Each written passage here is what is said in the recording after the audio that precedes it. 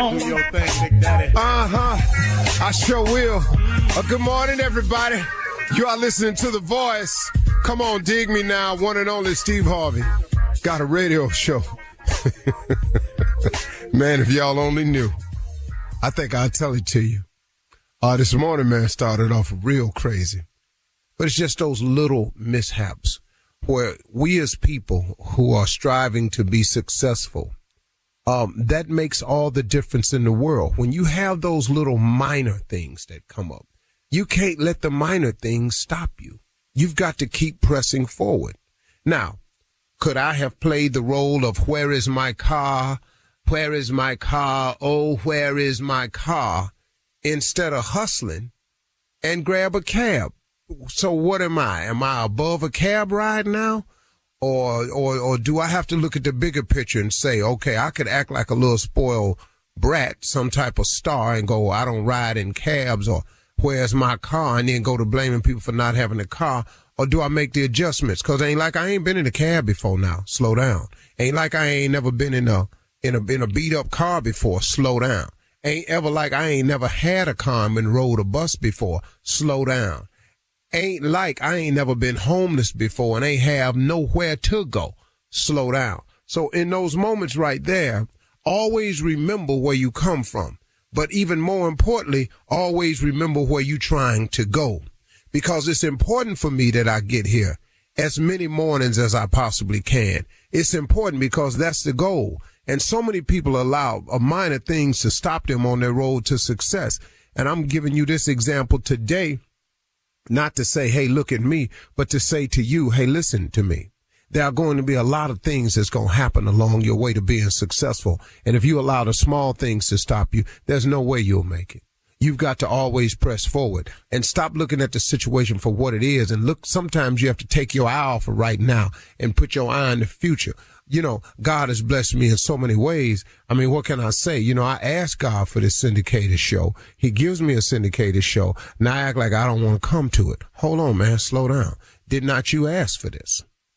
Do I not realize that there are certain people, man, who look forward to this message in the morning? I've heard it from people.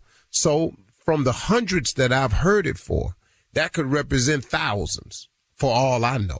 So if I think somebody's counting on me, I got to try to get there and give something. So today I didn't have any time at all to think about what I might say. I just walked right in and the jingle was playing. And so I decided to just tell you about my day, and maybe you can relate it to something you're going through along the way, because no matter who you are, you're going to have some moments, man, where things are going to happen. And like I always tell my kids, and I just had this conversation with my little girl, it ain't that things ain't going to happen. It's how you handle what happens that matters. But it don't matter. It's how you handle what happens that's the determining factor on where you get in life and how soon you get there and how long you stay there. There will always be a mishap, something that's going to throw you off. There will always be something, man, that could deter you. There will be something somewhere, man, that will make you doubt it. Now that you know that's going to happen, then let's talk about how you handle what happens, because it's going to happen. So now what do you do as a person when these moments come about in your life? How do you handle them? Oh, woe is me. Oh, I guess it wasn't meant to be. Well, if the Lord wanted me to have this, I'd have that. Do you know how many times you hear people say that? You know, man, it really irks me, man. Stop using God as your excuse. God ain't no excuse. God is a reason. He's a reason why the good happens. He's a reason. He's not an excuse. God don't have no excuses in none of his scriptures or writings. Not that he just don't make excuses. I would have done this, but, you know, there's a scripture that says the poor shall always be amongst us. Why, that's got to be you. Yeah, he said the poor will always be amongst us because he know everybody ain't going to follow the principles of success. But he also said he came to give you life and give it to you more abundantly. He said that too. But, oh, no, you don't want to hear that because your life kind of tripping out a little bit. So now what you do with it? Now you twist it and you go to that one little scripture that say, well, the poor shall always be amongst us. Well, that's put in there because that's a just in case. See, that's a just in case y'all don't want to follow the scriptures. That's just in case you don't understand that faith without works is dead. That's just in case you have not because you ask not. It's just in case you don't believe and shall not doubt. He got all that in there. But in case you don't want to do that, there is a scripture that tells you what'll happen if you don't do it. And here it is. The poor shall always be amongst us. But then you get that when they say, well, I guess that's the Lord's will. Lord's will. Really? Really? That's amazing. I just don't believe that about him. I don't believe that God created your life to be a life of misery. I think that we make decisions along the way that cause us to have lives of misery. But I really just don't believe that God created you for that. I've heard Nelson Mandela speak. And, you gotta go, wow, all those years in prison, man. What was it about? When you hear him speak, you understand what it was about. He said he always knew he would be free one day. Now, what he said he never knew was, he said he never knew that he would be the president of that country. Oh, my goodness. What a long way around. But he could have sat there and got involved in prison activities that wasn't up to par and things like that. And they said whenever young inmates used to come in, he was telling a story one time of how young inmates used to come into the prison. They all sit around and talk to him about what they were doing and how many kids they had in their lives. And it helped them keep track of their outside a little bit. And it kept a sense of time for them. And it reminded them to talk about what they left behind. And it kept them going because something was greater on the other side. Had he allowed that to stop him, had he allowed the imprisonment, which is a pretty major deal, oh, by the way, then guess what? He would have never been the Nelson Mandela that we know today, a martyr, a leader, a great force. People want to go around him. Even people that imprisoned him could not understand his staunch strength, his faith, his unwavering commitment. They couldn't understand it. So things are going to happen in your life, but it's how you handle what happens that matter. So keep pushing, y'all. Don't let the little things get in the way, okay? And if sometimes you just don't know. I got in the cab thinking I wasn't going to make it, but at least let's go see. Let's try. I made it. Now, guess what? That gives me another piece of information that I have. And I had to see it again today. Guess what? I said today, man, sometimes when it look like you ain't gonna make it, just go head on anywhere. Now, I could still be back there at the hotel talking about where my car. But I got up in here, I made it. So now, what y'all gonna do with it? Let's go. You're listening to the Steve Harvey Morning Show. What if I told you there was way more to the story behind game-changing events? Welcome to my new podcast, That Moment with Damon John. Every Tuesday, we will jump into the personal stories of some of the most influential people on the planet, from business moguls. At this point, I'm a young chef. I talked to chef. He said, listen to me now. As a black kid, you can work in a restaurant because people like me allow you to work in a restaurant. Celebrities to athletes and artists. You gotta have a little gangsters to survive in this business because they will also challenge anything they think won't fight back. Greatness starts with a single step. So whether you're an entrepreneur, an artist, or just someone seeking inspiration, join me every Tuesday for That Moment with Damon John on the Black Effect Podcast Network, the iHeartRadio app, Apple Podcasts, or wherever you go to get your podcasts.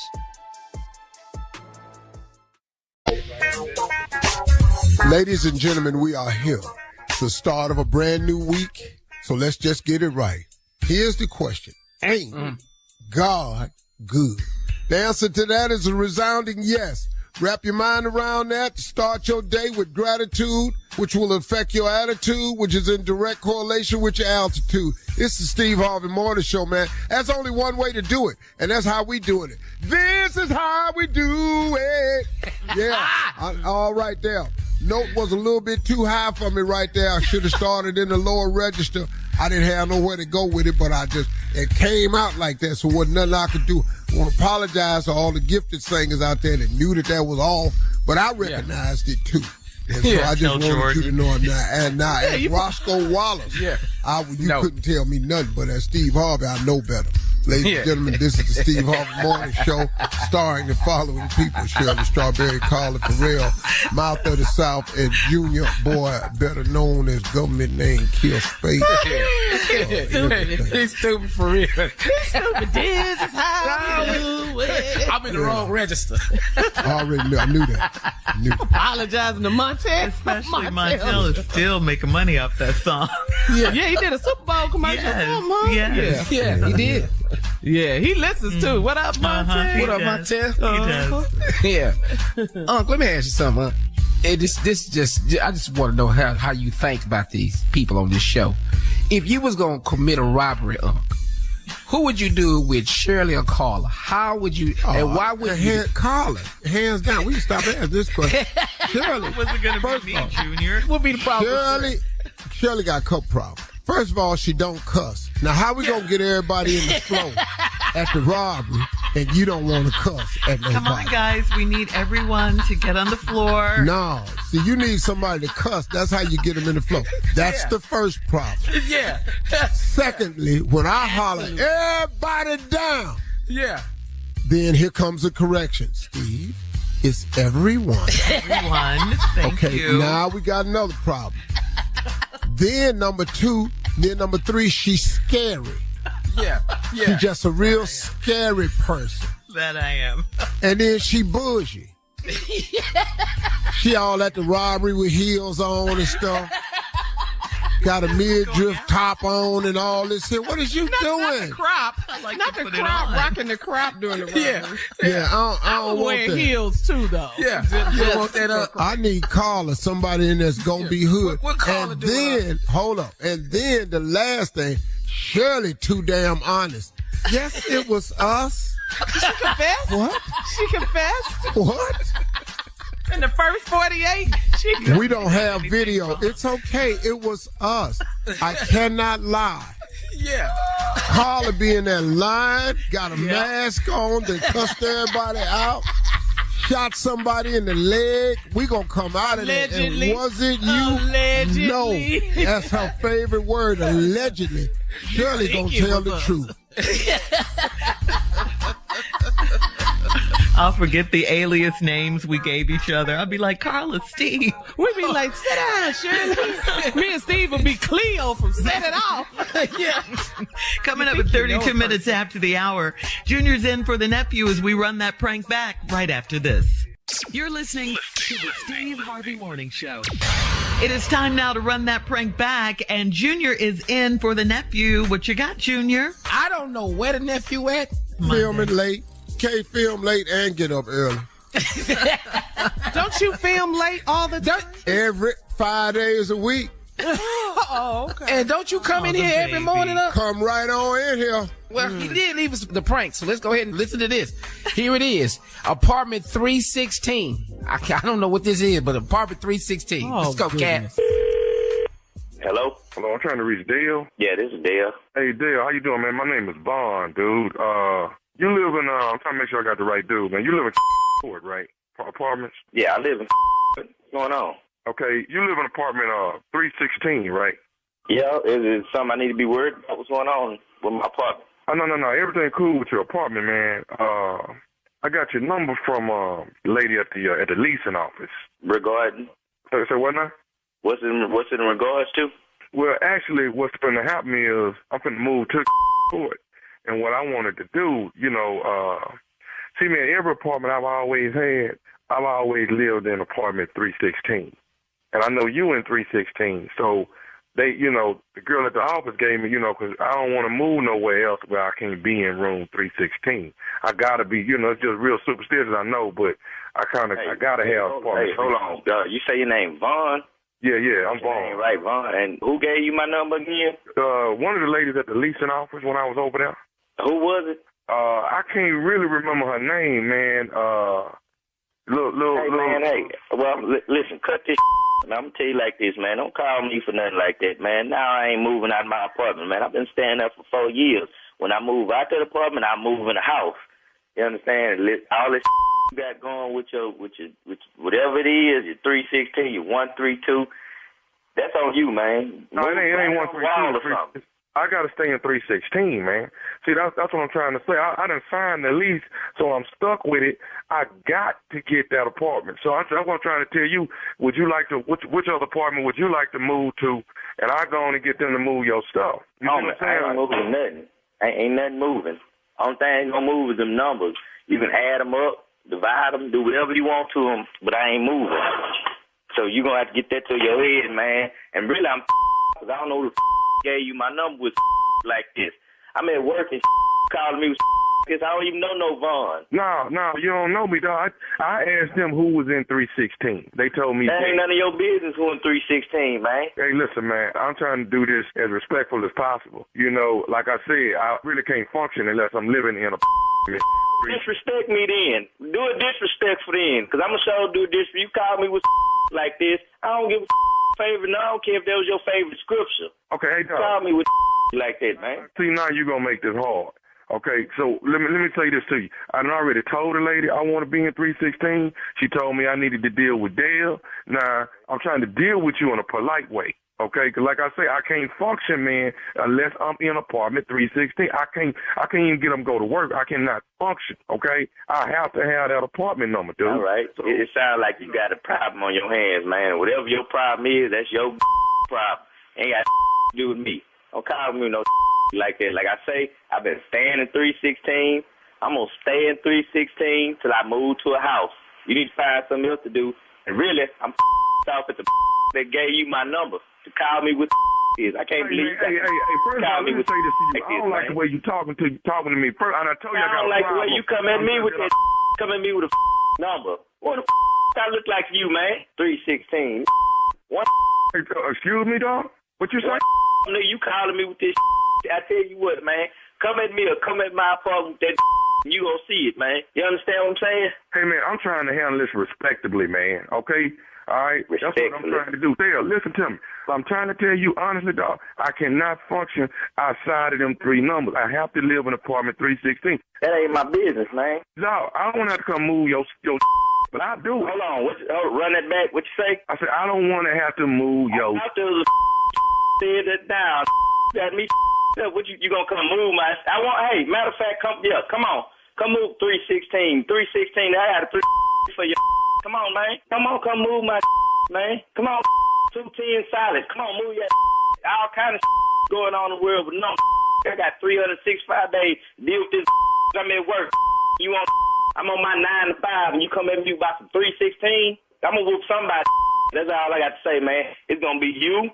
Before I deal with you, though, I'm gonna get lease now for even giving you my number all day. Hey, man, I'm just trying to tell you, I have to stay under them numbers, man. I have to. I'm superstitious like that. I know everybody ain't like that, but I just happen to be like that. You understand? Everybody ain't like that, man. I ain't got time to be dealing with really, everybody ain't got time to even sit up and listen like this. Man, you let that Christian, man. Other than that, I've been out this job looking for what apartment number did they give you? They gave me like 329 or something like that. I can't stay there, man. That's where I'm gonna meet you at, man. Meet me at 329, 6 o'clock tonight. How about them numbers? Okay. So how about these numbers right here? 877-29 Steve. What that mean? 877-29 Steve. 877-29C. You ain't never heard that number before? Yeah, it sounds familiar. That's the number to the Steve Harvey Morning Show. Because this is nephew Tommy, and you just got pranked by your coworker Linda. Ain't that it sounds crazy as hell. I was believing it for a second. Had me rolling. God, got me about to take off and go to the lease now. I'll be calling right now. Ain't you got a coworker named Linda? Linda? Ain't this about Linda coming for Linda right now? I wonder why the hell she taking so long. She on some man. God, y'all had me going though, man. Hey, Dale, I got one more thing to ask you, man. Go ahead. Dale, you at work for real, ain't you? Yeah. Hey, man, what's the baddest radio show in the land, man? The Steve Harvey Morning Show. Get back to work, man. Your phone off the hook over there. All right.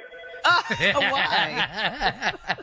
There it is, Shirley. Part 316. You play too much. That was a funny one. All right, Junior, thank you. Coming up next, it is Ask the CLO with our Chief Love Officer, Steve Harvey, in the building. You're listening to the Steve Harvey Morning Show. Coming up at the top of the hour in entertainment news, we will recap last night's star-studded Oscars. This year's show was a lot more calm than last year. Would you agree? No slapping, none of that. Nobody walk on stage. Nobody. It was boring. You were looking for some action, huh, Junior?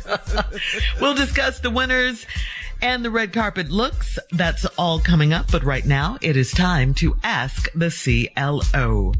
All right.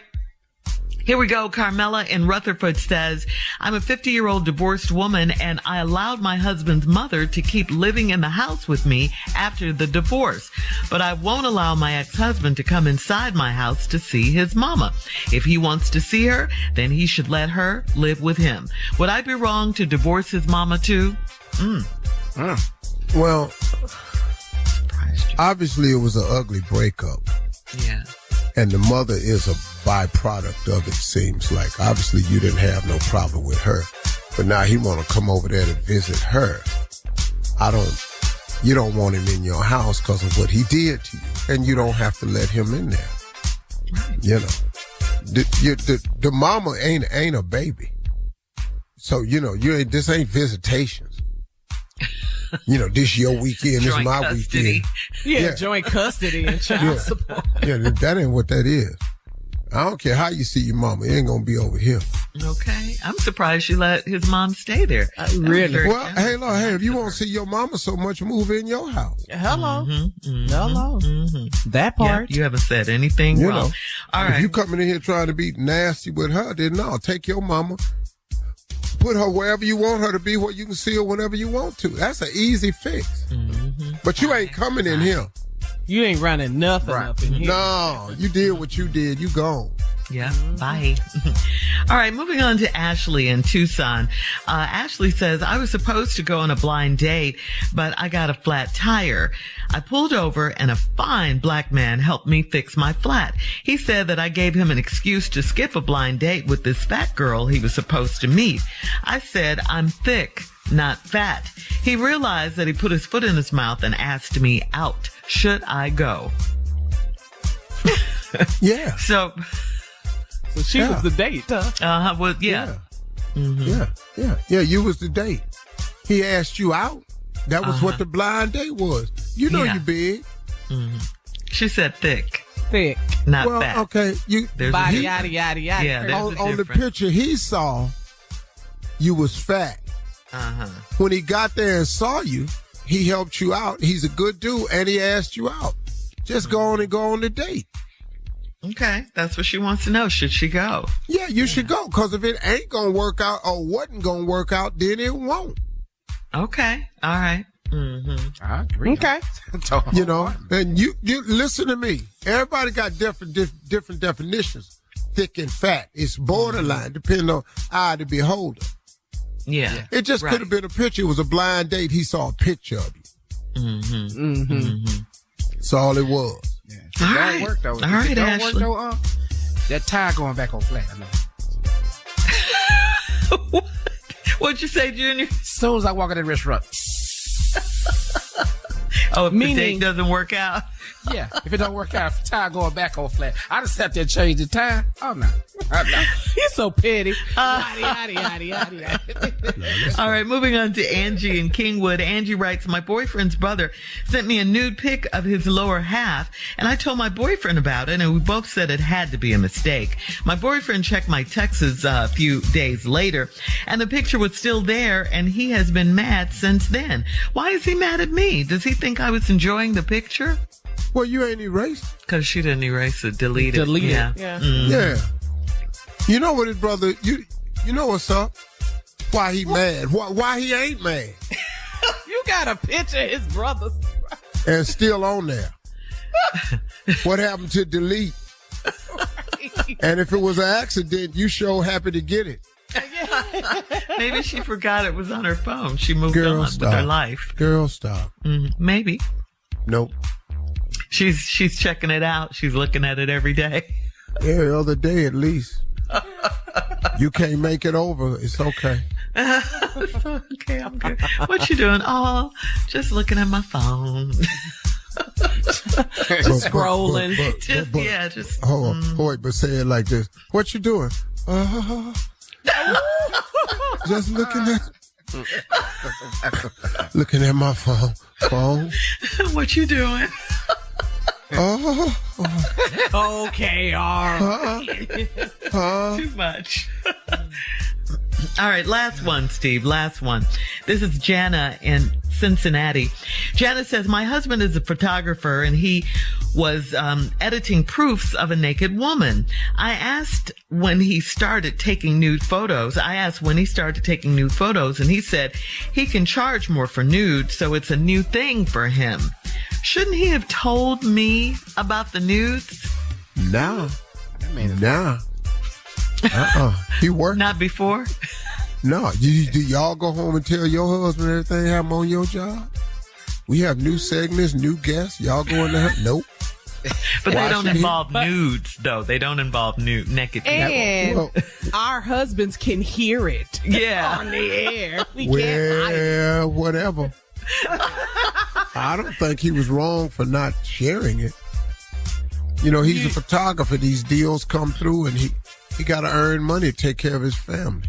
Mm-hmm. That's art, baby. That's art. Oh, that's art. Nude body. Yeah, they say it's art. Okay. And obviously it was not a big deal because he was editing them at home. Yeah, and he was editing them, you know, taking blemishes off and smoothing stuff out and, you know, looking and making sure everything is right.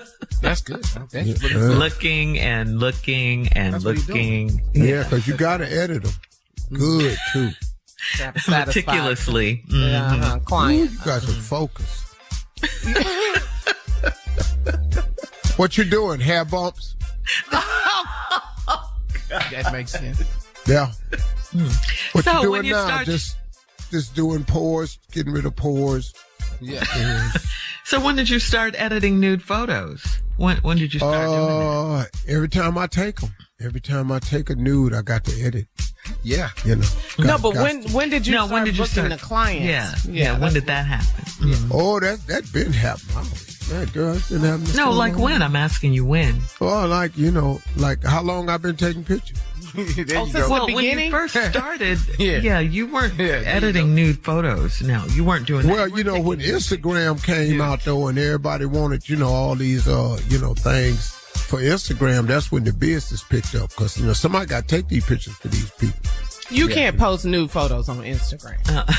Yeah, but you could take them almost, though. Like, it's a whole process. Like, the ones that go on Instagram is as they getting naked. Then the naked ones they keep for themselves. And that's the service that you want to be known for as a photographer, that you do that. I want to be known as a complete and thorough photographer. There you go. All right. Coming up at the top of the hour, Any more CLO. questions? No. We gotta go. Coming up at the top of the hour, we'll have some entertainment news for you right after this. You're listening to the Steve Harvey Morning Show. What if I told you there was way more to the story behind game-changing events? Welcome to my new podcast, That Moment with Damon John. Every Tuesday, we will jump into the personal stories of some of the most influential people on the planet, from business moguls. At this point, I'm a young chef. I talked to chef. He said, listen to me now. As a black kid, you can work in a restaurant because people like me allow you to work in a restaurant. Celebrities to athletes and artists. You gotta have a little gangsters to survive in this business because they will also challenge anything they think won't fight back. Greatness starts with a single step. So, whether you're an entrepreneur, an artist, or just someone seeking inspiration, join me every Tuesday for That Moment with Damon John on the Black Effect Podcast Network, the iHeartRadio app, Apple Podcasts, or wherever you go to get your podcasts. Between April 1971 and September 1972, 6 young black girls were snatched off the streets in Washington, D.C. It took 4 murders before the police finally realized that one person was responsible. I will admit the others when you catch me, if you can. Signed, Freeway Phantom. This child was laying on the side of the road. It appeared that she was probably either dragged out of the car or thrown out of the car. The person said, "I murdered your daughter." The killer believed that he may have been seen by the mother. Did my mother see me? That guy he's out of sync with even the worst people. I thought that they would catch him. I thought it was just a matter of time. Is it possible that the killer is still alive? Listen to Freeway Phantom on the iHeartRadio app, Apple Podcasts, or wherever you get your podcasts. Okay, so last night the Oscars were telecast. No slapping, none of that. I'll just give you a quick breakdown. Yeah. Everything, everywhere, all at once was everything at the 95th Academy Awards last night. It's a sci-fi comedy. It won 7 Oscars, 7, including Best Picture and Best Director. The movie nearly swept the acting categories as well, with Oscars going to Ke Huy Quan for Best Supporting Actor, Jamie Lee Curtis for Best Supporting Actress, and Michelle Yeoh for Best Actress. For Quan, who began his career as a child actor in 1984's Indiana Jones and the Temple of Doom, the win marked an incredible comeback for him. Michelle Yeoh made history as the first Asian woman to win the Best Actress Oscar. She said, quote, "For all the little boys and girls who look like me watching tonight, this is a beacon of hope and possibility." She added, "And ladies, don't let anyone ever tell you that you're past your prime." The crowd really responded for that one. Yeah. Let's see. Who else? Brendan Fraser won for Best Actor for The Whale. And as expected, host Jimmy Kimmel poked fun at last year's infamous slap. Take a listen. We know this is a special night for you. We want you to have fun. We want you to feel safe. And most importantly, we want me to feel safe. So we have strict policies in place. If anyone in this theater commits an act of violence at any point during the show, you will be awarded the Oscar for Best Actor and permitted to give a 19-minute long speech. No, but seriously, the Academy has a crisis team in place. If anything unpredictable or violent happens during the ceremony, just do what you did last year. Nothing. Wow. That was perfect. So, I mean, Angela Bassett did not win for Best Supporting Actress. Everybody was, hoping that she did, of course. I was absolutely crushed. Yeah, you were. I was absolutely crushed that she didn't win. I texted y'all. Remember, I was so upset. Yeah. Come on, Steve. What do you got to say? Well, like I told you. You said it. You said. We back to business as usual now. Last year, they had us, all these women hosts. We had Regina Hall, Wanda Sykes, and female executive producer. We gave away Oscars to a whole lot. And then Will went up there and ruined it for everybody. Yes. So now it's back to business as usual. Yes, it is. The Oscars is back. It's so disappointing for her to be snubbed again, because in my heart, and I think everybody listening, you think about Angela Bassett's body of work in all of her roles. She is owed an Oscar from What's Love Got to Do with It with Tina Turner. Got one for them. She should have got one back then. Sure. I applauded her reaction. Because her face. I went, yeah. That's how you supposed to feel about it.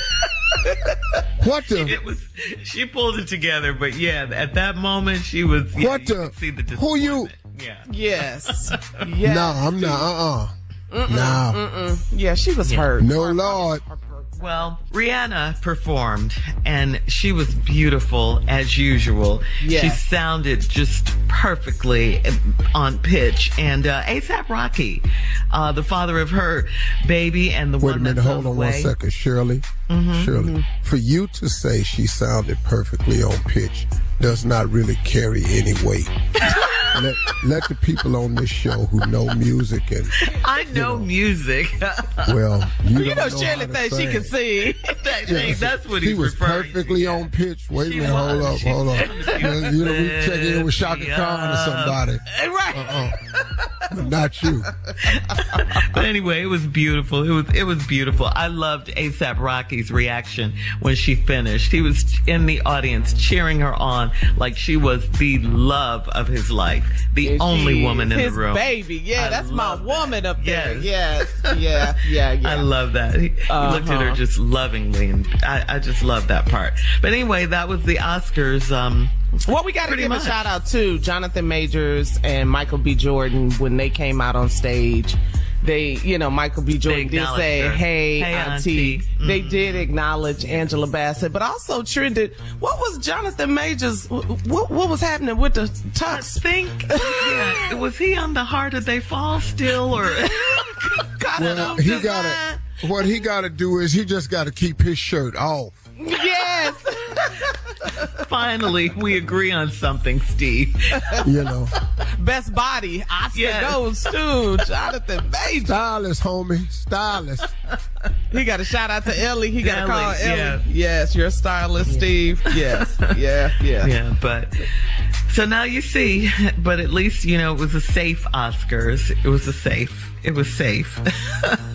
So do you think, you alluded to it, you practically said it. So is it ruined now forever, Steve, or what? No, it's going to come back in a little bit. The Oscars have never been fair. It's a biased, it's a biased setup industry. It's never been fair. Think about it. It's just never been that way. So, it's par for the course, it's the television.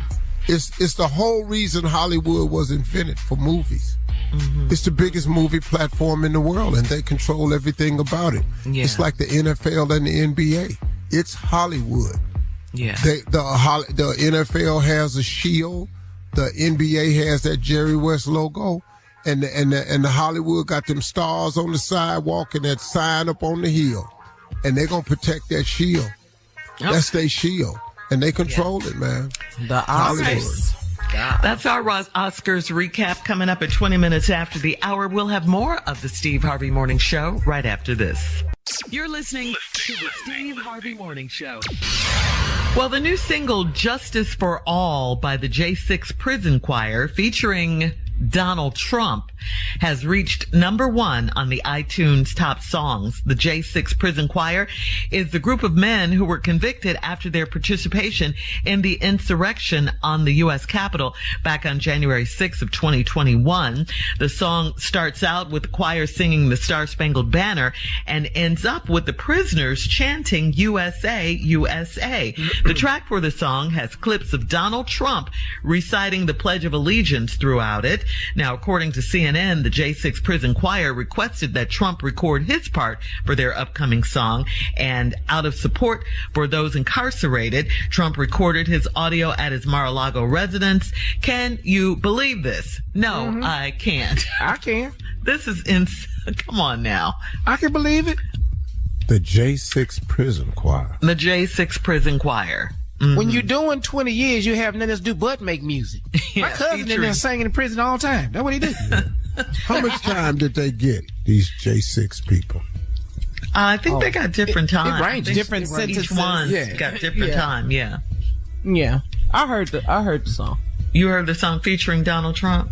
Mm-hmm. It's whack. And why do domestic terrorists get an opportunity to record songs and make records? Federal offense where these people...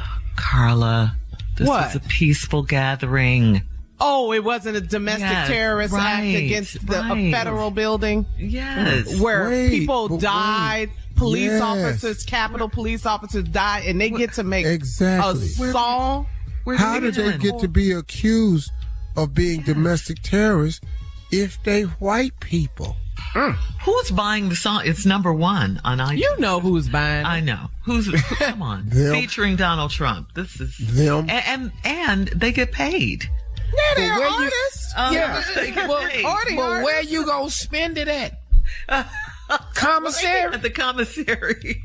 They can give the money to their families. Yeah. What kind of deal is it? I don't know, but I think that's disgusting. That's horrible. And this comes under, Steve, what you always talk about. You say we're too free over here. This is an example of that. We're too free. And so they had a studio in prison? That's what I was thinking, Carla. They got a studio they went in. What? Donald Trump, records a portion of it too to be put on the song. So and iTunes you is a streaming are service. colluding with the convicted felon. Come on now. To participate in a project that they got after the American judicial system has convicted them of a crime against the United States. You, as a former president, collude with them to produce an album. This country, man. Craziness. Yeah. This is real craziness right here. All right. And just for the record, it is the stupidest, wackest song you've ever heard in your entire life. Yeah, I haven't heard it. All right, coming up next, Sister Odell will be joining us right after this. You're listening to the Steve Harvey Morning Show. Well, Sister Odell is here, ladies and gentlemen, as promised. I love how she just burst right in. I answer, big or small, I'm thinking about my Lord. Girl. Lord, good morning, everyone. Good morning, Sister Good morning, Sister Odell. Good. Hey, Shirley. Hey, Sister Odell. Good morning. Carly, how's you? I'm well, Sister Odell. How you doing? Doing wonderful, Junior. Good morning, Sister Odell. And the quiet girl don't never speak. She's a rude little heifer. I'm gonna tighten her up. Odell. She is. She don't ever speak. She's waving. Well, what she got a microphone for? It's in the Zoom picture. To talk to us. Well, when I speak, talk to me. Respect your elders. Know your place. She is speaking. No, she ain't speaking. I don't wave your hand at me. I didn't wave mine at you. Okay, Sister Odell. Don't get so... Okay, well, all right now. Respect your elders. It's Women's History Month, Sister Odell. And in the history, they was respecting them. Calm down, Sister Odell. All right, what's going on? What is y'all talking about? I wanted to know, had you heard the good news about Kirk Franklin? What? Yeah, he's number 1 on the Billboard Gospel Songwriters chart for an unprecedented 100 weeks. Now, this is a milestone, and this has made Kirk Franklin the first artist to spend 100 weeks on any songwriters chart. So, I mean, Sister Odell, that Steve and Kirk are really good friends. And so, do you know Kirk Franklin? Well, let me ask you something. What is he on there 100 weeks for what now? Songwriting. Which song? All of them. The songs that he has written. Yeah, all of them. The gospel songs that he's written. You mean between all of them he just spent 100 weeks? Yes, ma'am. Yes, ma'am. Yeah, well, that's good. Kirk is like, I know him and Steve is friends. I was friends with his cousin. Who's Kirk Franklin's cousin that you're friends with? Who? Benjamin Franklin. Benjamin. The very one. I threw. Yes, Lord. So we used to whole being, huh? Yes, we used to play when we was children. My family knew his family. I don't want to bring up how because it was just Black History Month. Yes, but they family was sneaky. They would get in. They was what they call race mixing. Oh, man. Couldn't help it because Ben was in love with this beautiful black woman. Bet he was. Lord have mercy. What was her name? Lofi. Lofi? Mm-hmm. We called her Lofi because she baked the bread. Oh. It's too much. Wow, it's amazing how you know all and then back then we called you Lofi if you was packing good. Now they got a song, they changed it now. It was Lofi back then. Now it's Apple Bottom. Apple Bottom make you wanna bite. You're not gonna do it. Make you buy a ticket, get on a flight. Sister Odell, you be on TikTok? You like TikTok? You know, I like that little girl. She just as cute as she want to be. When I heard that song, it just stuck in my head, and I just been singing it. Apple bottom make you want to buy. Jump on a plane, catch a flight. Huh? Did you ever wear apple bottoms, Sister Odell? No, but I had coveralls, and I looked just like Loafy when I put them on. Girl, I had a bread basket. Put something on you. You don't get 11 husbands without having a nice deep bread basket. It's an apple bottom now because they manufacture apple bottom make you want to buy. All right, coming up next. Come on, get a ticket, get on the flight. For the nephew with today's prank phone call right after this. You're listening to the Steve Harvey Morning Show. Coming up at about 4 minutes after the hour, it's my strawberry letter for today. And the subject is, he has done his research. Okay, we'll find out what that's all about, who he's researching and everything in just a little bit. Because right now, Junior is in for the nephew with today's prank phone call. What you got for us, Junior? Yeah, Shirley, before we get to the prank phone call, has he, when I'm missing, y'all know, I tell y'all, I text mom and say, I'm in the hospital. Something's wrong. Yeah. When he missing, has anybody got a message? Do we know anything? Is he kidnapped? Is he nobody kidnapped Tommy? Nobody want him. All is one he of the sleep. Frankies got him. That's what it is, huh? All is he sleep. Okay. Sleep? Okay. All right. Yeah. Y'all up working, he's rest. He got to get his rest. Because we spring forward this past weekend. Yeah, we lost that hour of sleep. Is that what it is? We all did. But short people handle the time change. They got to go lay down somewhere. It affects like the barometric pressure different down there. If you put that extra hour on them, short ass people. The barometric pressure is different down there. Yeah. Short people got a lot to deal with. Y'all don't know about that because I'm tall, Yeah, right. But when you're a short man, no, it don't affect women like that. But you a short man? Yeah. So he needs all his rest. Gotta get all of it. Okay, I just want to know. Just wanted to make sure. All right, well, let's go ahead. Yeah, I'm just here for you in case you need stuff. That's spring forward. Yeah, spring forward. Okay. Here's the prank. It's a lot of fact. Go ahead. Yeah, hit a prank. An invitation to the party. Let's go, Cat. Hello. I'm trying to reach Danny. Yeah, what's up? This Danny. Hey, Danny, how you doing? My name is Paul, man. How you doing today, bro? I'm good, man. I'm good. What's up? Hey, man, I wanted to reach out to you, man, about your wife. You married to Nicole, right? I want to make sure I got the right person. Yeah. Now, who is this again? My name is Paul, man. I know Nicole. Nicole knows my wife. My wife is Regina. And, we know Nicole real well, man. We was trying to actually see about getting you guys to come out and maybe go out on a double date, man. We all go out and hit the town. So you know my wife Nicole? Yeah. She I got your number out of Nicole's phone. And okay, hold up. Wait. What you mean you got my number out of Nicole's phone? You got you. I'm not understanding what's going on, dog. Okay, let me try to break this down to you, man. Myself, my wife Regina, and Nicole, we've all actually been hanging out lately. Within the last 6 weeks to 2 months. We've been hanging out. You ain't hanging out with my wife. Okay. My wife with me all the time, bro. So you might have the wrong number. No, you Danny, right? I'm Danny. Okay, and Nicole is your wife. Nicole is like about 5'4", 5'5", light skin. Yeah, that's my wife. That's my wife. But you ain't hanging out with her. Okay, man, I'm trying to explain to you what's going on. And if you want to listen to me, cool. I'm just trying. Okay, here's what's up. Get to your point, man.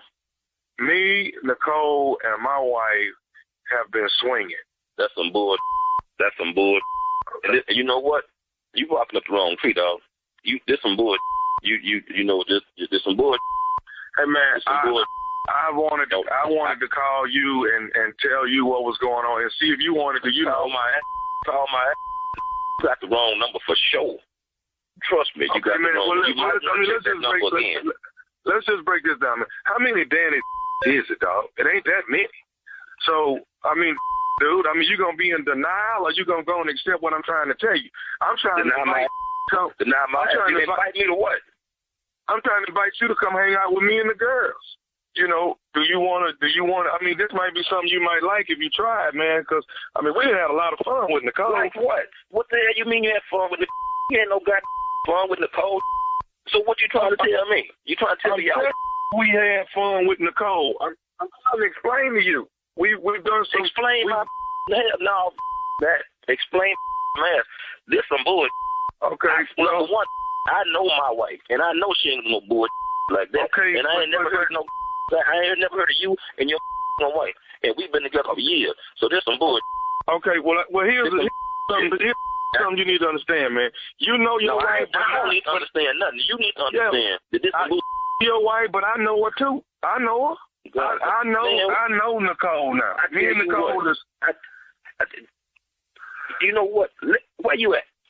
I'm rolling through the city right now. I got some work I got to do, but I'm just trying to see. I need to put my eyes on you. I need to put my eyes on you, man. Okay. Hey, man, do you want to come do what we be doing? So you trying to tell me that my wife done been with another woman? Yes, man. It's beautiful, dog.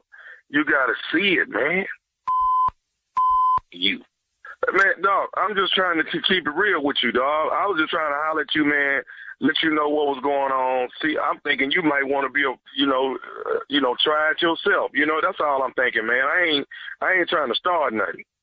You know what, I don't know no guy Paul, I don't know no Gina, and I don't know why the you calling my phone. And I tell you what, when my wife get home, I'm going to find out about because this some bull.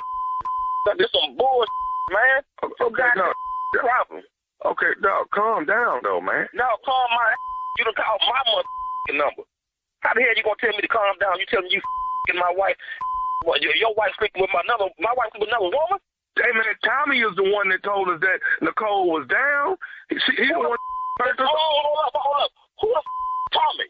Hey, dog, nephew Tommy from the Steve Harvey Morning Show. Hey, Danny, his nephew Tommy, man, from the Steve Harvey Morning Show. Your wife Nicole got me to prank phone call you, dog. Man, that ain't even funny. Wow. Wow. Hey, man, you all right? You all right, man? Man, I'm glad. I'm glad this was just the morning show, man, and y'all just messed with me. But look here, man, somebody gonna you up one day. Lying. Boy, somebody gonna get your I hope you got a good insurance policy. Daddy, gotta ask you, man, what is the baddest, and I mean the baddest radio show in the land?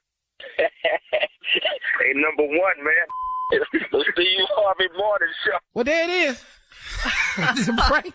Invitation to the party. This is madness. Busy party. They got a lot. Yeah, they're pretty busy there. Party. Yeah. Pretty busy party, man. Listen up at Dallas, Texas Trust Theater, April 1st. April Fool's Comedy Jam. And it's going to be nephew Tommy, who we don't know where he at right now, but he going to be hosting the show.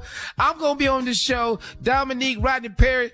And we got Monique, Queen of Comedy. It's going to be April 1st. Get your tickets right now, Texas Trust Theater. And we going to be ignorant. I know that. I know, first of all, Tommy going to be ignorant off top because he coming out there hosting. He's setting the tone up. That's all I know. Tommy finna set this tone. I'm coming there, take it up another level. Rodney Perry, Dominique Taylor, and then Monique gonna close it. That's all we got for you. Go and get your tickets right now. Texas Trust Theater, April 1st. Yeah.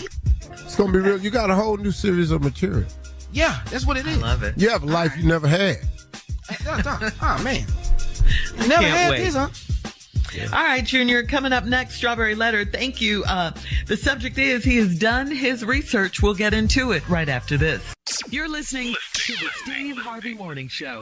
What if I told you there was way more to the story behind game-changing events? Welcome to my new podcast, That Moment with Damon John. Every Tuesday, we will jump into the personal stories of some of the most influential people on the planet, from business moguls.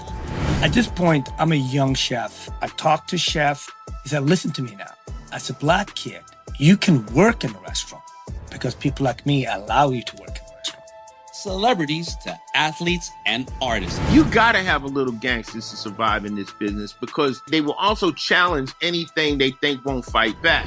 Greatness starts with a single step. So, whether you're an entrepreneur, an artist, or just someone seeking inspiration, join me every Tuesday for That Moment with Damon John on the Black Effect Podcast Network, the iHeartRadio app, Apple Podcasts, or wherever you go to get your podcasts.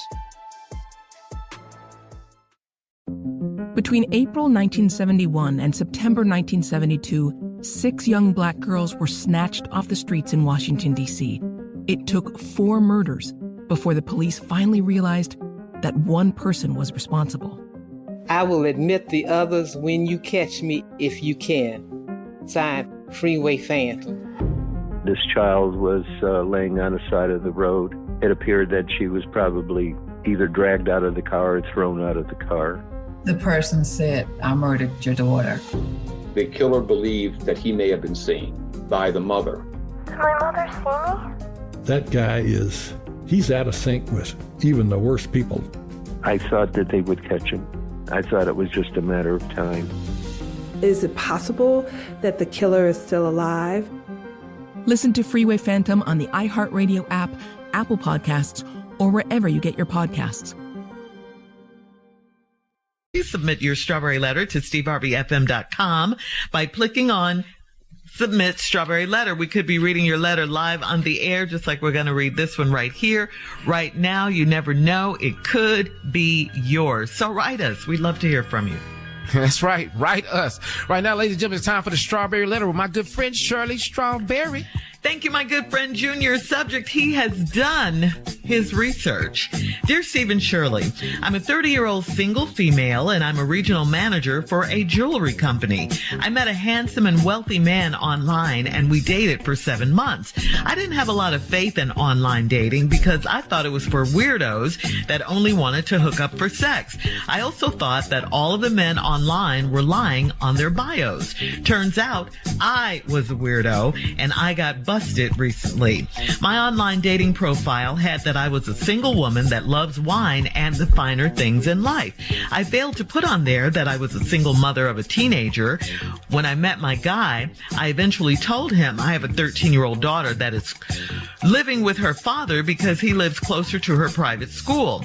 I met this man's mother, and she asked if we've ever met.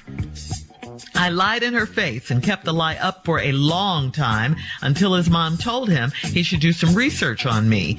His mother was actually one of my counselors at the Juvenile Justice Center until I was 18 years old. I was in and out of rehab as a teenager, not because I was on drugs, but because I sold them. Every time I got caught, I got sent to a juvenile rehab center so I wouldn't have to go to a detention center. By the time I turned 17, I got pregnant and I left the streets alone.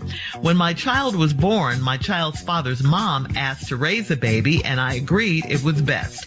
I put my past behind me and went to technical school and got a certificate, and then I got a great job. My boyfriend did a lot of research to find out who I really was, and then he broke up with me. He told me the past is the past, but I should have been honest. We had only been together for 7 months, so I was waiting. Was I wrong for withholding that info? Well, I'm a firm believer in you don't have to tell everything. I mean, not every little detail of your life, but in your case, you left out key pieces of information that should have been told. I mean, 7 months is a long time for you guys to be together. Sometimes, that could determine how long you're going to be together if you get past 3 months, then the 6 months and all of that. Sometimes you can make it into a real relationship. I understand how you feel about online dating. You said, you thought it was for weirdos, and it turned out that you were the one that was withholding things. The question is, we'd only been together for 7 months, so you were waiting. What were you waiting for? The right moment? I mean, it seems to me that when his mother asked, did she recognize you? That could have been a moment for you to tell something. I mean, the constant lying to his mom, who actually recognized you. I think she was right to tell him to do his research. And timing is everything. You could have taken time to tell him. I mean, I get it. You were probably scared you would lose him if you told him, but not telling him made it worse. So what was he supposed to do? I think this letter is not about how you turned your life around for the better. I think that's great. This happened quite a while ago when you were 17, 18. You're 30 now. I just think this letter is not about that, turning your life around. It's great that you did that, but this letter is about you withholding important moments about your past that could affect your future with this man. And there's a valuable lesson here about telling the truth, because everyone has a story to tell about how they got to where they are today. But he can't appreciate who you are now because you hid it and, you withheld. You lied about it for all intents and purposes. Some things about ourselves, yes, they are hard to volunteer. I get that. But it's better if you tell them before someone else does. Steve?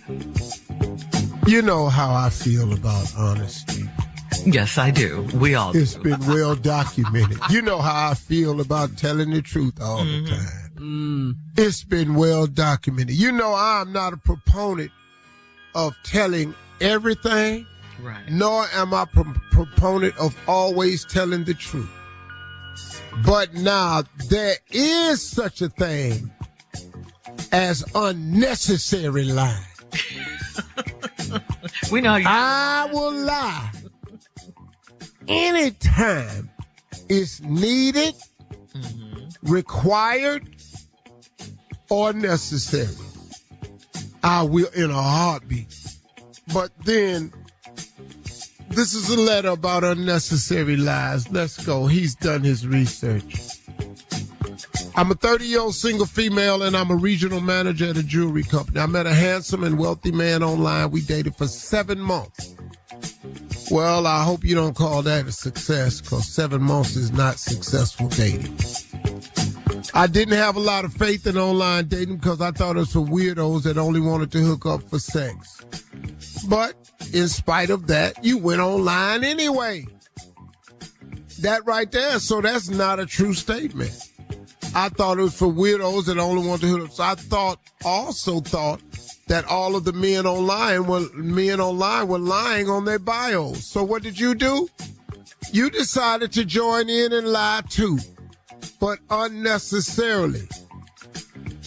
Turns out I was the weirdo and I got busted recently. My online dating profile had that I was a single woman that loves wine and the finer things in life. You are a single woman, but you're a single mother. If you had told a man about the kid, it probably wouldn't have mattered. You 30, you had a baby at 17, but your story deeper than that. Oh, I know why you didn't tell it. Hang on, Steve. But that was an unnecessary lie. Yeah. All right, Steve, hang on. We'll have part 2 of your response to today's Strawberry Letter. He has done his research right after this. You're listening to the Steve Harvey Morning Show. Come on, Steve. Let's recap today's Strawberry Letter. The subject, he has done his research. I am a proponent of lying. You have to keep saying that. I am a proponent of... That's how you see... That's how you start off the segment? The truth, it matters. The truth matters, sir. Not all the time. And I'm a proponent of that. But then there is such a thing as an unnecessary lie. Yeah. And that's what happened to her. You got to know when to lie. Time it. Mandatory, needed, heartfelt lies. You 30-year-old single female, a regional manager, you got You met a man, wealthy man online, and you dated for 7 months. That's not a success. You didn't have a lot of faith in online dating because I thought it was for weirdos that only wanted to hook up for sex. But you went online anyway. I also thought all the men online were lying on their bios, so you decided to join in and lie too. Unnecessary. Turns out I was the weirdo and I got busted. My online dating profile said that I was a single woman that loves wine and the finer things in life. That's a true statement about everybody. But you left off something that was not necessary. You're not a single woman, you're a single mother. Mother. That wouldn't have been hurtful to tell at all. I failed to put that I was a single mother as a teenager because you're 30 and you got a 13-year-old daughter, so you was a single mother at 17. You didn't have to say that, but you should have said you were a single parent. Now, the 13-year-old daughter lives with her father because he lives closer to the private school. Now, here's where you could have started being a little bit more better. This would have helped you. I met this man's mother, and she asked me if we'd ever met. I lied in her face and kept up the lie for a long time. Well, a long time ain't 7 months. Until his mom told him he should do some research on me. The mother didn't say exactly where she knew him from, probably. Just do some research. His mother was actually one of my counselors at the Juvenile Justice Center until I was 18 years old. I was in rehab as a teenager, not because I was on drugs, but because I sold them. When you saw this woman, you should have said, "Oh, Miss Gladys, it's you. Thank you so much. You turned my life completely around. I was so lost. My mom and father abandoned me, and you meant so much to me and you caused me to change my life. I'm working at a jewelry store. I've changed my life. I have my life together, and I have you to thank for it. Oh, my God, you were wonderful to me." Man, if that man had saw you loving on his mama like that, you could have turned this whole thing around. But oh no, you unnecessary lie. Do I know you somewhere? From where? You're right. You don't know I ain't never seen you. You don't know me. Right. You got me mixed up with somebody else. And she was in there for selling drugs, and every time I got caught, I got sent to a juvenile rehab center so I wouldn't have to do a detention center. By the time I turned 17, I got pregnant. I left the streets alone. When my child was born, my child's father's mama asked to raise the baby, and I agreed it was best because she knew you wasn't nothing. Not at that 17-year-old slanging drugs. Let me get this baby up out of here.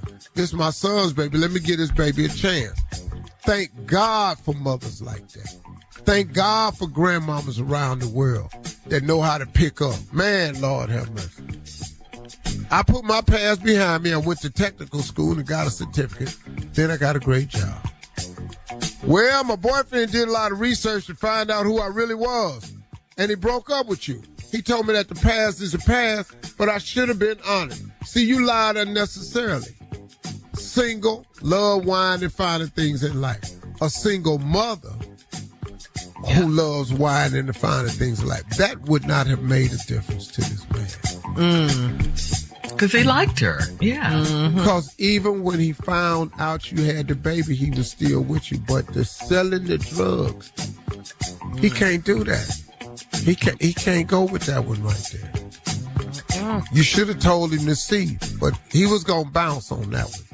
A lot of dudes can't handle that. So he told me that the past, but I should have been honest. We had only been together for 7 months. So I was waiting. Wait, 7 months? That's a minute. I'm pretty sure y'all had slept together by then. You can have a baby at 9. Yeah. Come on. That's a long time. Was I wrong for withholding that info? Yes, you were. Yeah. And to show you how wrong it was, it has backfired. And now you're paying for the consequences.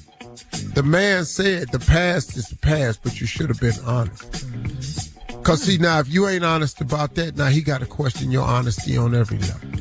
So Steve, because you unnecessarily lied. One more time, I want lying should be reserved for mandatory, heartfelt, and needed moments.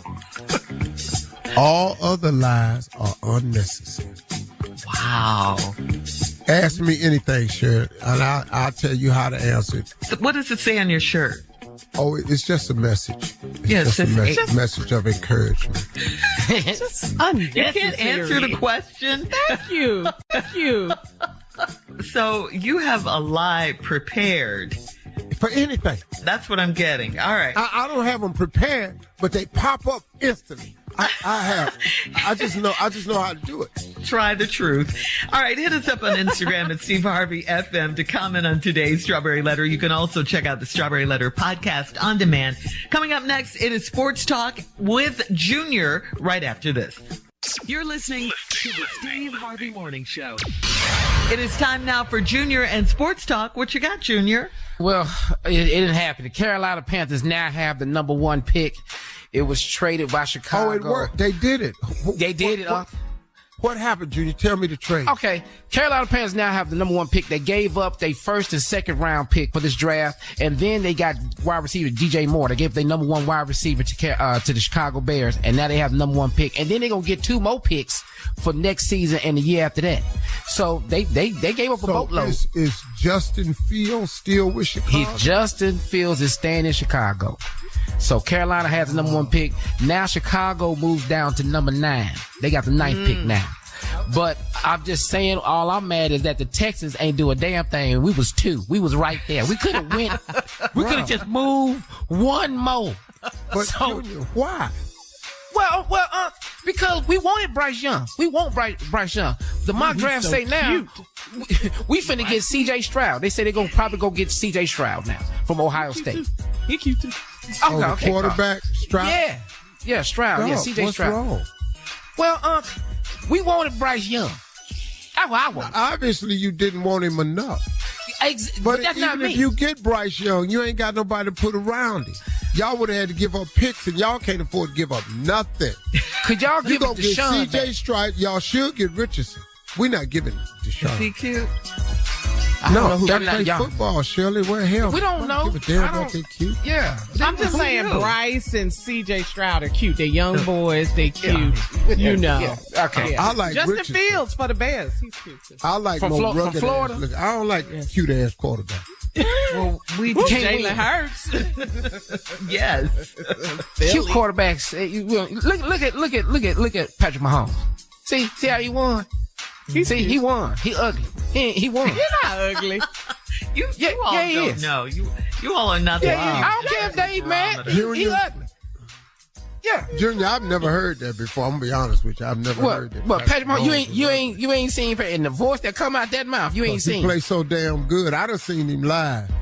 I look just like Kermit the Frog. I look just like him and sound just like him for $500 million. I'll take his hair, all that.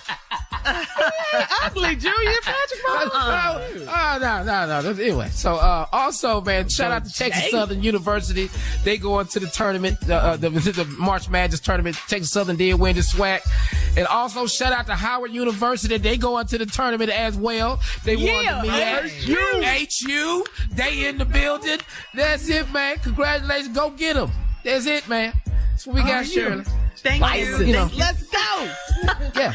Coming up at the top of the hour, comedian Monique, our girl, says she is no longer in an open marriage. We'll figure out what that's all about when we come back right after this. You're listening to the Steve Harvey Morning Show. What if I told you there was way more to the story behind game-changing events? Welcome to my new podcast, That Moment with Damon John. Every Tuesday, we will jump into the personal stories of some of the most influential people on the planet, from business moguls. At this point, I'm a young chef. I talked to chef. He said, listen to me now.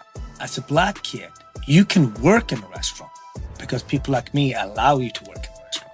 Celebrities to athletes and artists. You gotta have a little gangsters to survive in this business because they will also challenge anything they think won't fight back.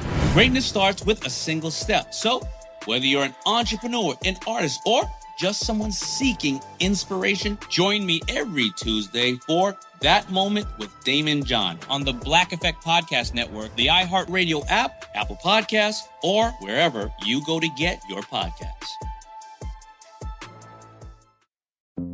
Between April 1971 and September 1972, 6 young black girls were snatched off the streets in Washington, D.C. It took 4 murders before the police finally realized that one person was responsible. I will admit the others when you catch me, if you can. Signed, Freeway Phantom. This child was laying on the side of the road. It appeared that she was probably either dragged out of the car or thrown out of the car. The person said, I murdered your daughter. The killer believed that he may have been seen by the mother. Did my mother see me? That guy he's out of sync with even the worst people. I thought that they would catch him. I thought it was just a matter of time. Is it possible that the killer is still alive? Listen to Freeway Phantom on the iHeartRadio app, Apple Podcasts, or wherever you get your podcasts.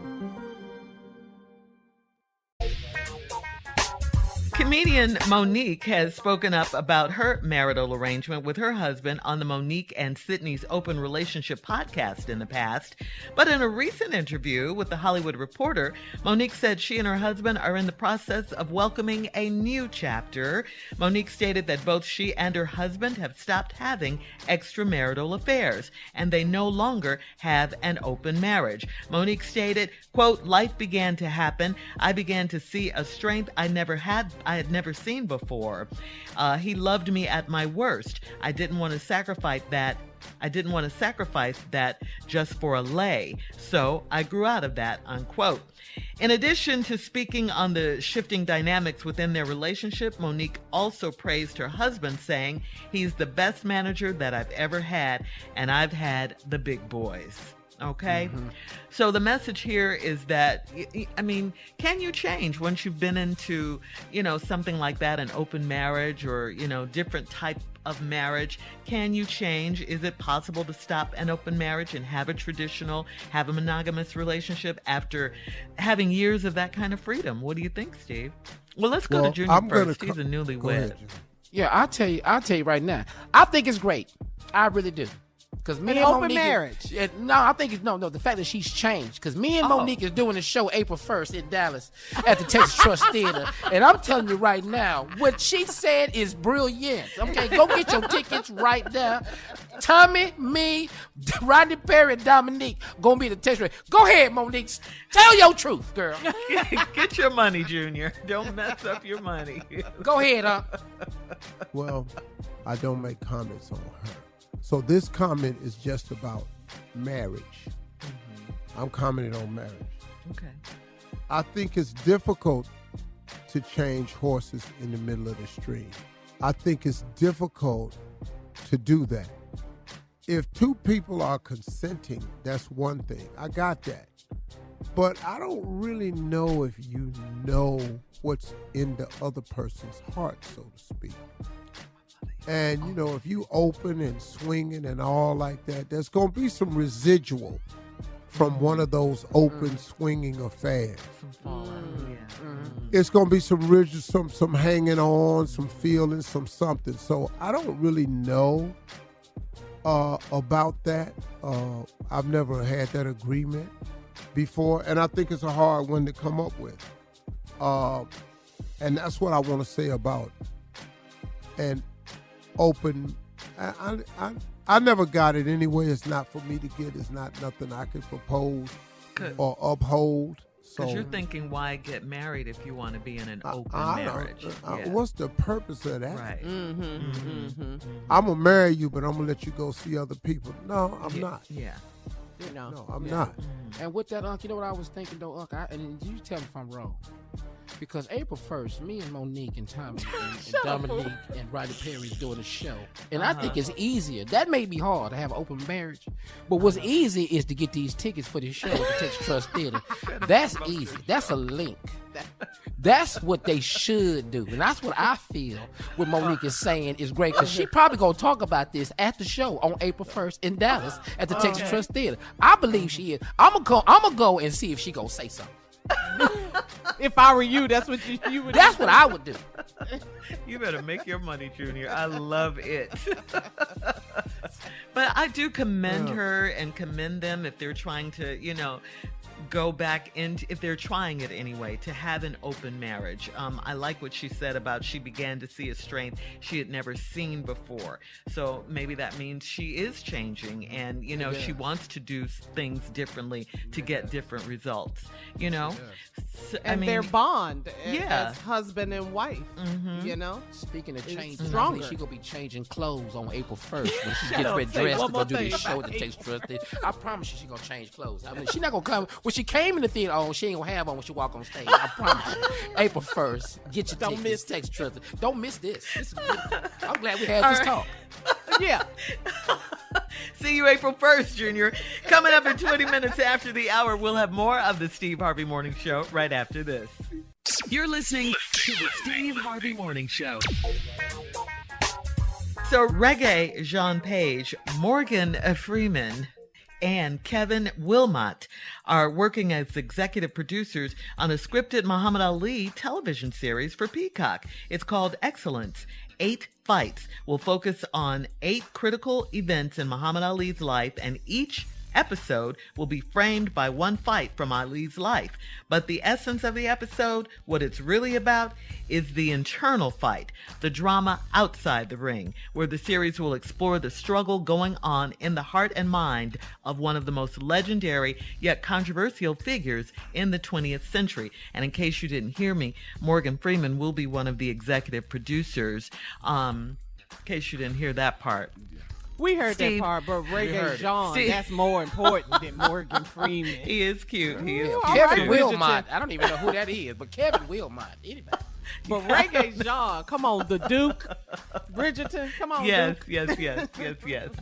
You used to box when you were young. Were you inspired to start boxing because of Ali? And can you name his most notable boxing matches? Oh, all of them. The Thriller in Manila, the George Foreman fight when he beat Sonny Liston. I was there when he came back, when he lost to Leon Spinks, came back and beat him. I was for all of them, man. I watched this dude. I know what he is. That ain't why I boxed, because I was tired of getting my ass whooped at school. Well, again, Morgan Freeman is executive producing that. Girl. And we'll have more of the Steve Harvey Morning Show coming up at 33 minutes after the hour. We will play a round of Would You Rather right after this. You're listening to the Steve Harvey Morning Show. It is time now for a round of Would You Rather. Would you rather have a body like the Tasmanian Devil, or would you rather have a body like Winnie the Pooh? Those are your choices. Shirt, no pants. Yeah. Give me Pooh. Yeah. Shirt, no pants. I'm out here. I'm gonna drive through. So your choice is you could look like Anthony Anderson or sing with the Entertainer. I'm going with Sid. Me and Sid. I'm going with Sid. I'm Winnie the Pooh. He's a small bear. I call him bear anyway. Yeah, you do. He said you look like Anthony Anderson. Yeah, I'm me and Sid. Friends, we just gonna do this. Oh, man. All right. Would you rather get $50 million to leave the country alone, or would you get $500,000 to stay with your wife? $50 million to leave the country alone, or $500,000 to stay with your wife? Wait a minute. Hold up. Yeah. Let me get this right. $50 million. I leave the country. She can't ever come with me? By yourself. Leave the country alone for $50 million. Or $500,000 to stay with your wife. No, I'm $500,000 stay with. Aww. Isn't that nice? Let's hear from the newlywed. Yes. Come on, newlywed Junior. Well, hold on. Y'all got to $50 million, leave the country, never see her again. $500,000, stay here with her. But let me ask you something, because the person I ain't who got has seen, yeah, you seen $50 million. I don't know what that feeling is. Is it worth it? For me, it's not. $50 million. Only you can. I don't know what it look like. $50 million is a whole lot of money, man. It is a gang load of paper, dog. It can do a lot of things. Boy, yes, it can do damn near anything. Yes, it can. Tell them, Steve. Ain't no lot of things. It's finna solve a bunch of problems. Okay, so $500,000 to stay with her. Right here. She yours. In the good old U.S. of A. Don't be taking Tommy too Jr. long. I'ma stay with her. I'ma stay. Thank you. That's Call her. newlywed. 50 million. Leave the country. Leave your husband. 500,000. Stay here with him. Bye. We can date. Long distance. We can date long distance. My husband know who he's met. He get 25 million anyway. I'm gonna hook him up. He gonna be like, "Do you, boo? Do you, boo?" I didn't think that through. All right. Would you rather eat only cereal for 5 days or eat only protein bars for 5 days? Give me the cereal. Oh, cereal. I love cereal. What? Okay. Oh, man, give me some Honey Nut Cheerios, some Raisin Bran. That's fun. Oh, that's good, healthy cereal. Okay. Yeah. All right. Man. Thank you. That's today's round of Would You Rather. Coming up, it is our last break of the day, and we'll have some closing from the one and only Steve Harvey right after this. You're listening to the Steve Harvey Morning Show. What if I told you there was way more to the story behind game-changing events? Welcome to my new podcast, That Moment with Damon John. Every Tuesday, we will jump into the personal stories of some of the most influential people on the planet, from business moguls. At this point, I'm a young chef. I talked to chef. He said, listen to me now. As a black kid, you can work in a restaurant because people like me allow you to work in a restaurant.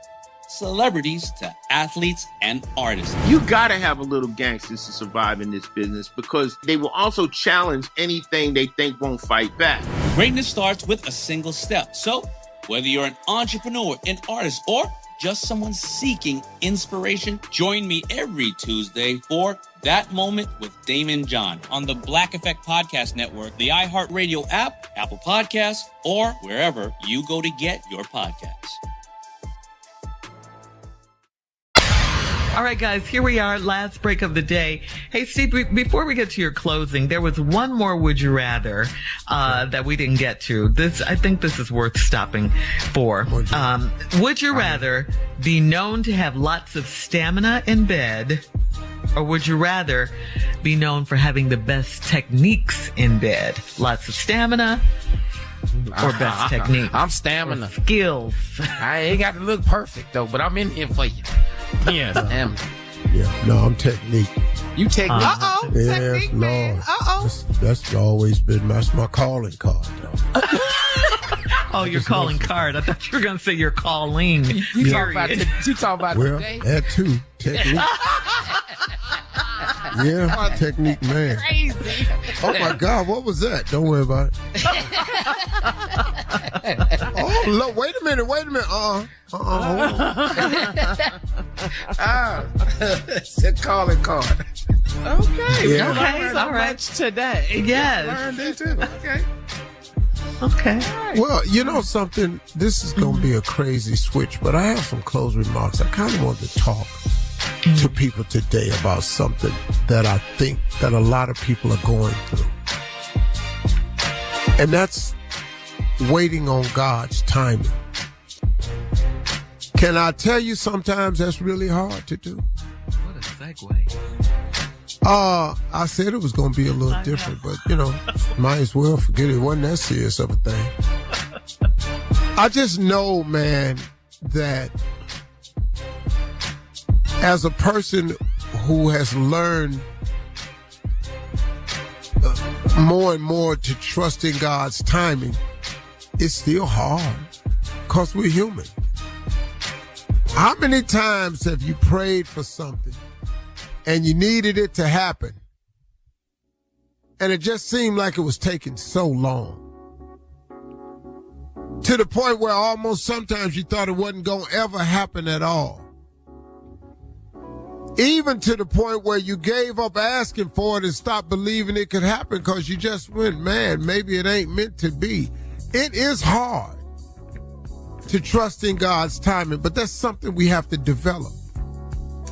Because what I have found out is that when I wait, when he does give me as he promised, it has always been slightly different, but abundantly better.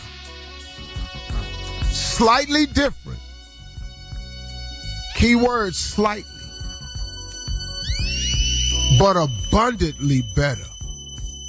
That has happened every single time. Now, I'm going to tell you something.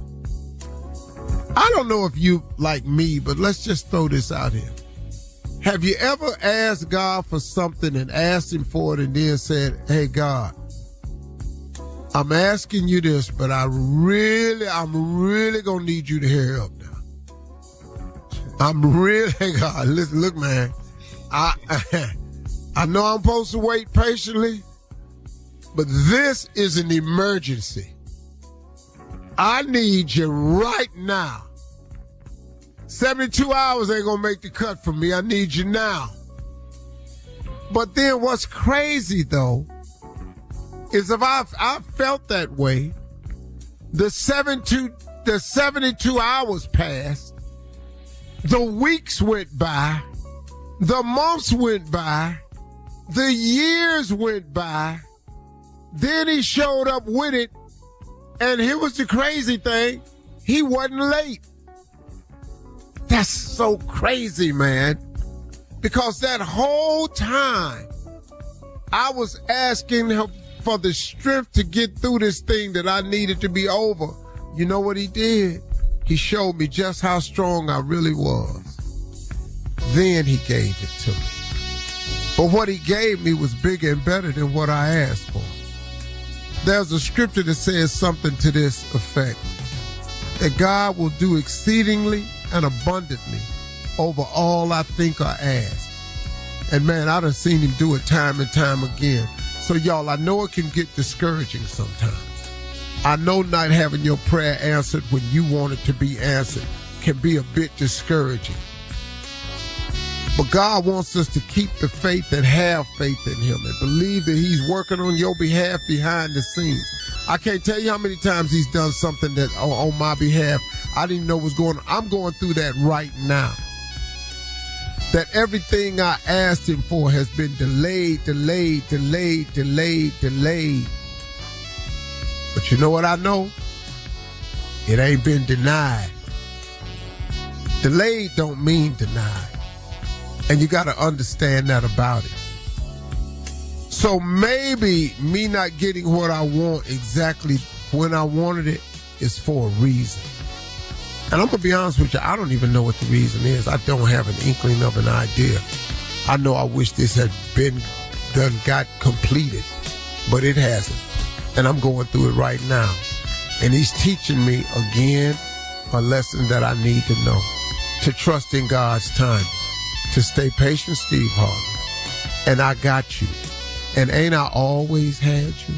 Have I ever let you go down or under permanently? With all your enemies have attempted to do to you in your lifetime, haven't I always protected and covered you? So get back to the Isaiah 54:17. No weapon formed against me shall prosper. I've taken care of you then, I'll take care of you now. Keep trusting, keep holding on, y'all. Keep the faith. God got you. Those are my closing remarks today. I hope you enjoyed them. If you didn't, man, come back tomorrow. But here's the deal, though. Talking to God would be great, and I got some special news. He would absolutely love to hear from you.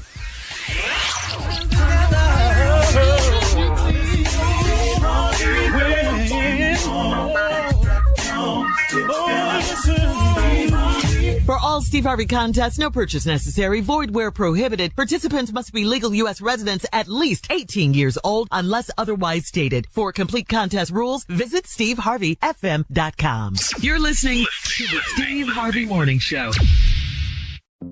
Between April 1971 and September 1972, 6 young black girls were snatched off the streets in Washington, D.C. This child was laying on the side of the road. The person said, I murdered your daughter. The killer believed that he may have been seen. I will admit the others when you catch me if you can. Signed, Freeway Phantom.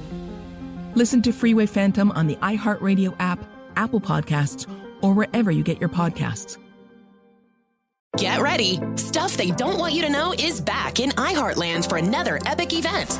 Ben, Matt, and Noel from Stuff They Don't Want You to Know are hitting the big screen in iHeartland on Roblox. This time, they're celebrating some of the most important people in our lives, teachers. Join the guys as they educate us about our educators and celebrate Teacher Appreciation Day all week long. Head to State Farm Park and iHeartland on Roblox starting Thursday, June 1st at 7 p.m. Eastern. Visit iHeartRadio.com/iHeartland to start playing today. What if I told you there was more to the story behind game-changing events? Get ready for my new podcast, That Moment with Damon John. Every Tuesday on the Black Effect Podcast Network, we'll jump into the personal stories of some of the most influential people on the planet, from business moguls and celebrities to athletes and artists. Join me every Tuesday for That Moment with Damon John on the Black Effect Podcast Network, the iHeartRadio app, Apple Podcasts, or wherever you go to get your podcasts.